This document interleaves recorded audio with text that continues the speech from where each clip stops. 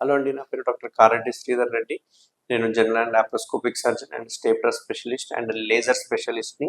నేను treatment range hospital KPHB colony road number 4లో అవైలబుల్‌గా ఉంటాను. ఈరోజు చూసుకుంటే గనక ఈ మలబద్ధకం ఏదైతే ఉందో, కాన్‌స్టిపేషన్ ఏదైతే ఉందో, దీనివల్ల చాలా ఇష్యూస్ వస్తూ ఉంటాయి. అది కూడా ఈ సమ్మర్‌లో చాలా ఎక్కువ చూస్తూ ఉంటాం మనం. అసలు మలబద్ధకం రావడానికి కారణాలేంటి? మలబద్ధకం వస్తే ఎటువంటి లక్షణాలు బయటికొస్తాయి? ఎటువంటి కాంప్లికేషన్స్ అవుతాయి? ఎటువంటి సింప్టమ్స్ అనేవి వస్తాయని వాళ్ళు తెలుసుకుందాం. సో, మలబద్ధకం అనేది మెయిన్‌గా మనం తీసుకునే ఫుడ్‌ని బట్టి ఉంటుంది. అంతేకాకుండా మనం తీసుకునే వాటర్ కంటెంట్‌ని బట్టి ఉంటుంది. ఎందుకని చెప్తున్నాను ఈ వాటర్ కంటెంట్ అంటే, బాడీకి సంబంధించిన వాటర్ కంటెంట్ ఏదైనా తక్కువ పడితే గనక, అంటే బాడీకి 5 లీటర్ల నీళ్లు కావాలి. బట్ మీరు ఓన్లీ 3 లీటర్సే తీసుకుంటున్నారు, 4 లీటర్సే తీసుకుంటున్నారు. రిమైనింగ్ 1 లీటర్ ఎక్కడి నుంచి తీసుకుంటుందంటే, మనం పోయే మోషన్ ద్వారానే తీసుకుంటుంది. అంటే పెద్ద పేగులో మోషన్ ఎప్పుడైతే పెద్ద పేగులో మలం కదులుతుందో, అక్కడి నుంచి వాటర్‌ని అనేది అబ్జార్బ్ చేసుకుంటుంది. సో, బాడీకి కావాల్సిన రిక్వైర్మెంట్స్ ఏవైతే ఉన్నాయో, వాటర్ రిక్వైర్మెంట్స్ ఫస్ట్ తీసుకునేదే బా మనకు మోషన్ పోయేది. అంటే మలం ద్వారా తీసుకుంటుంది.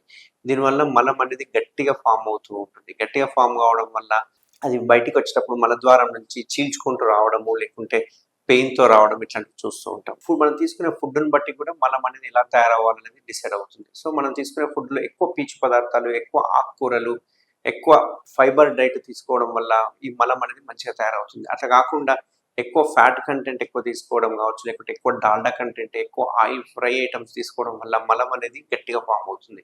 దీన్నే మనం కాన్‌స్టిపేషన్‌గా భావించొచ్చు. దీన్నే మనం మలబద్ధకం అని చెప్పొచ్చు.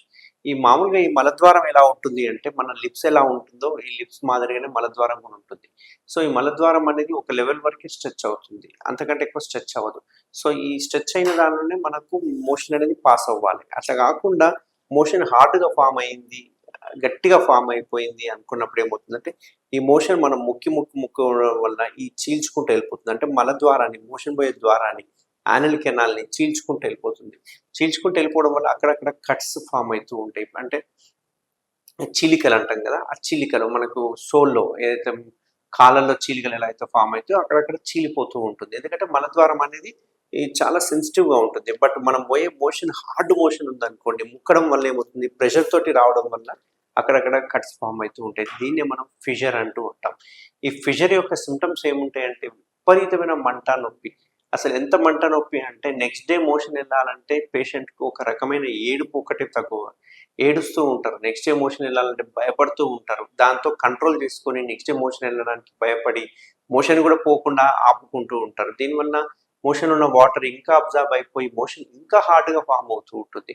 సో, మలద్వారం యొక్క మోషన్ ఏదైతే పోవడానికి కష్టపడతారో, ఎక్కువ పెయిన్ ఉంటుందో, ఎక్కువ బర్నింగ్ సెన్సేషన్ ఉండడము, ఇట్లాంటివన్నీ మనకు ఫిషర్ యొక్క సింప్టమ్స్. అంతేకాకుండా ఈ ఫిషర్ వలన కొందరికి బ్లీడింగ్ కూడా అవుతూ ఉంటుంది. ఎందుకంటే కట్ అయిపోయింది. కట్ అయిన చోట నుంచి బ్లీడింగ్ అయ్యే అవకాశాలు ఉంటాయి.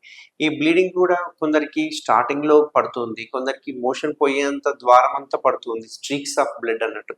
తీగలు బ్లడ్ రావడం జరుగుతుంది. కొందరికైతే మోషన్ బలవంతంగా ముక్కేసిన తర్వాత చిట్లినట్టుగా పడడం జరుగుతుంటుంది అన్నట్టు.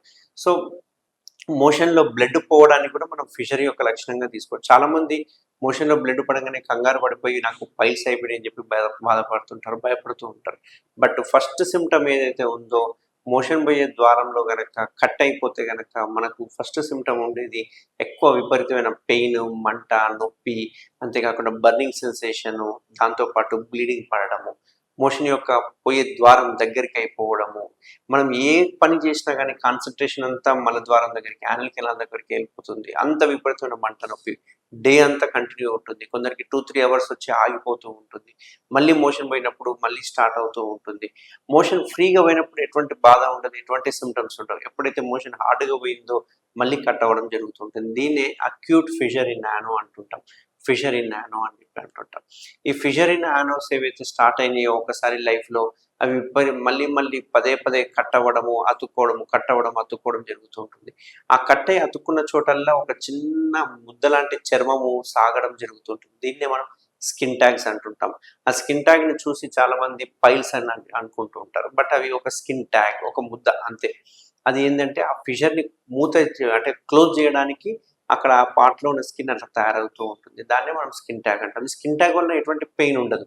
బట్ స్కిన్ ట్యాగ్ కింద ఉండే ఫిషర్ తోటి ప్రాబ్లమ్ ఉంటుంది. సో, దీనికి మరి ఏం చేయాలి? ట్రీట్మెంట్ ఏం చేయాలి? కొందరు మెడిసిన్‌తో కవర్ అయ్యేటోళ్ళు ఉంటారు. కొందరికి మెడిసిన్స్‌తో కవర్ కాని వారు ఉంటారు. అట్లాంటి వాటికి మన ట్రీట్మెంట్ రేంజ్ హాస్పిటల్‌లో లేజర్ చికిత్స అనేది అవైలబుల్‌గా ఉంది. ఈ లేజర్‌తో ఏం చేస్తామంటే మోషన్ పోయే చుట్టూ ఉండే కండరాలు ఏవైతే ఉంటాయో అందులో ఒక 5-10% కండరాలని వదులు చేయడం జరుగుతుంది లేజర్ ద్వారా. వదులు చేయడం వల్ల అంటే కట్ చేయడం జరుగుతుంది. వదులు చేయడం వల్ల ఏమవుతుందంటే మోషన్ కెనాల్ ఎలా అయితే టైట్ అయిపోయిందో వదులు చేయడం వల్ల మోషన్ కెనాల్ లూజ్ అయిపోతుంది. వెడల్పు అవుతుంది. దీనివల్ల మోషన్ అనేది ఫ్రీగా మూవ్ అవుతుంది. ఫ్రీగా అంటే ముక్కకుండా ఫ్రీగా పాస్ అవుతుంది. ఎప్పుడైతే అట్లా ఫ్రీగా పాస్ అయిందో అక్కడ కట్ అయిన ఏరియా ఏదైతే ఉందో, ఫిషర్ ఏదైతే ఉందో అది మెల్లగా స్లోగా అతుక్కోవడం జరుగుతూ ఉంటుందన్నట్టు. సో, లేజర్ యొక్క చికిత్స వలన అడ్వాంటేజ్ ఏంటంటే ఎటువంటి కోత ఉండదు, ఎటువంటి కుట్లు ఉండవు, ఒక చుక్క రక్తం కూడా గారదు. అండ్ పేషెంట్‌ని మనము ఇమ్మీడియేట్‌గా డిశ్చార్జ్ చేసుకోవడం జరుగుతుంది. పేషెంట్‌కి ఎటువంటి పథ్యం అవసరం లేదు, ఎటువంటి డ్రెస్సింగ్ అవసరం లేదు. పేషెంట్ ఇమ్మీడియేట్‌గా వాళ్ళ పనులకెళ్ళిపోవచ్చు. నెక్స్ట్ డేనే మోషన్ పోయినప్పుడే వాళ్ళకి ఆ తేడా తెలుస్తుంది.